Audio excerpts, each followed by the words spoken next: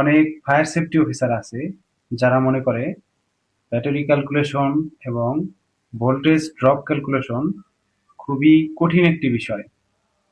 আমি বলবো না, সঠিক গাইডলাইন এবং সূত্র জানলে আপনিও পারবেন ব্যাটারি ক্যালকুলেশন এবং ভোল্টেজ ড্রপ ক্যালকুলেশন কিভাবে করতে হয়। Fire safety training based on RSC Nirapon এই কোর্সের মাধ্যমে আমরা আপনাদেরকে শেখাবো ব্যাটারি ক্যালকুলেশন এবং ভোল্টেজ ড্রপ ক্যালকুলেশন কিভাবে করতে হয়। এই কোর্সে আমরা আপনাকে দেখাবো একটি পুরো প্রজেক্টে ব্যাটারি ক্যালকুলেশন কিভাবে করতে হয়,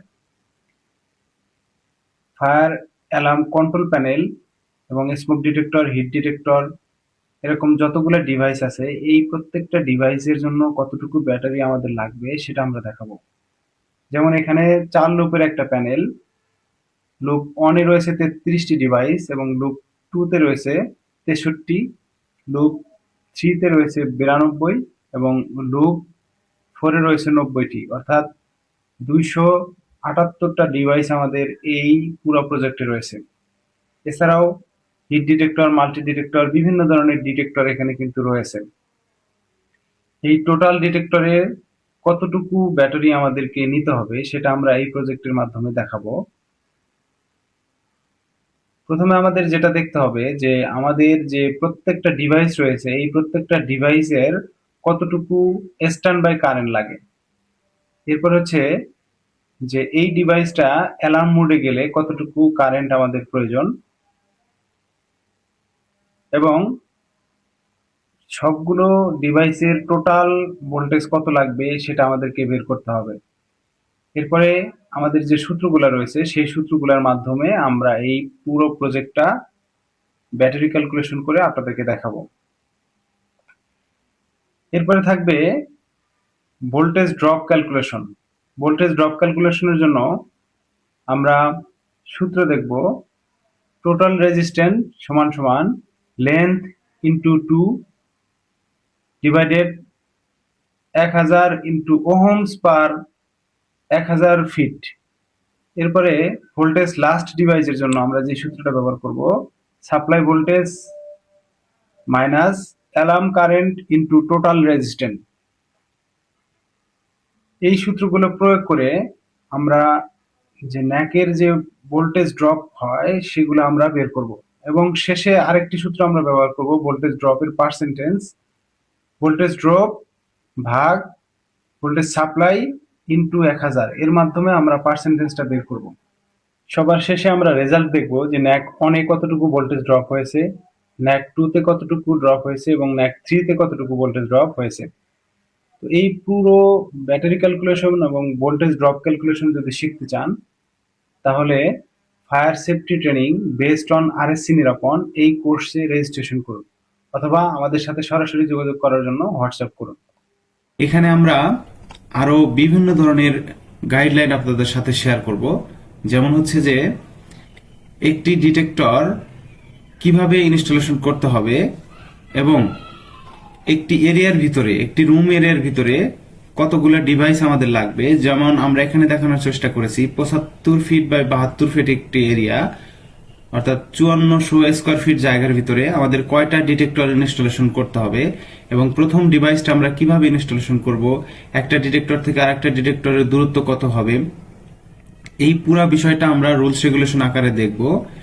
এর পাশাপাশি আমরা অটোক্যাড এর মাধ্যমে দেখব ডিজাইন ড্রয়িং কিভাবে করতে হয় এবং এখানে আমরা যেটা দেখানোর চেষ্টা করেছি যে একটা স্মোক ডিটেক্টর কতটুকু এরিয়া কভার করেছে এবং একটা ডিটেক্টর থেকে আরেকটা ডিটেক্টরের দূরত্ব কত আমরা এখানে দেখানোর চেষ্টা করেছি এবং আমাদের প্রথম যে ডিভাইসটা কিভাবে আমরা ইনস্টলেশন শুরু করব সেটাও আমরা এখানে স্পষ্টভাবে দেখানোর চেষ্টা করেছি।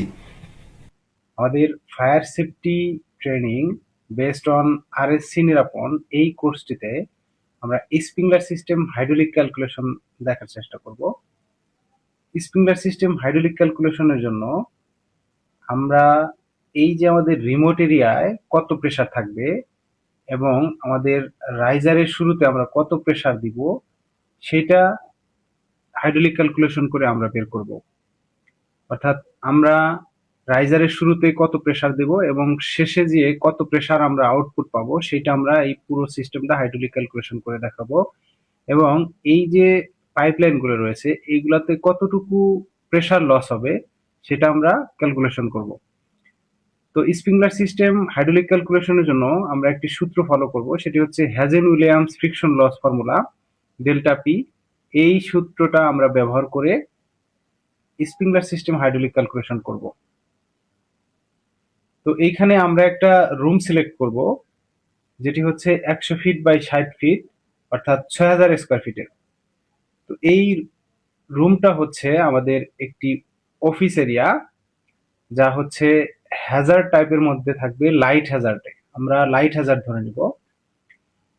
এরপরে হচ্ছে যে আমাদের রিমোট প্রোটেকশন এরিয়া থাকবে 1500 স্কোয়ার ফিট, আমাদের যে রিমোট এরিয়া রয়েছে সেটা থাকবে হচ্ছে 1500 স্কোয়ার ফিট, এবং ডেনসিটি থাকবে 0.10 জিপিএম পার স্কোয়ার ফিট, অর্থাৎ আমাদের লাইট হ্যাজার্ডের জন্য যে ডেনসিটি সেটা আমরা এখানে সিলেক্ট করব।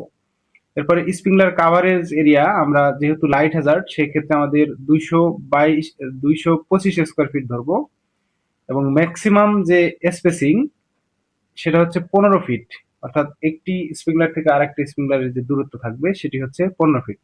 এবং আমরা লাইট হ্যাজার্ড যেহেতু সেই জন্য কে ফ্যাক্টর এখানে সিলেক্ট করব 5.6। তো এই তথ্য অনুসারে আমরা হাইড্রোলিক ক্যালকুলেশন করব।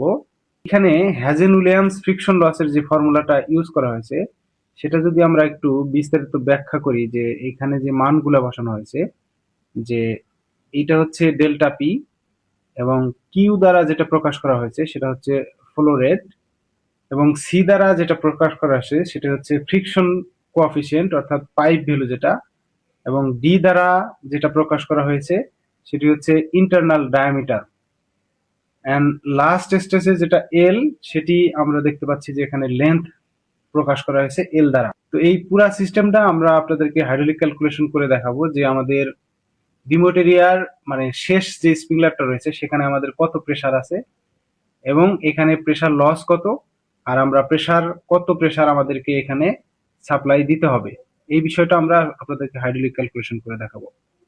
Fire safety training based on RSC নিরাপনের কোর্সটি যদি আপনি করতে চান তাহলে আমাদের রেজিস্ট্রেশন লিংকে গিয়ে রেজিস্ট্রেশন করতে হবে, অথবা সরাসরি আমাদের সাথে যোগাযোগ করার জন্য হোয়াটসঅ্যাপ করতে পারবেন।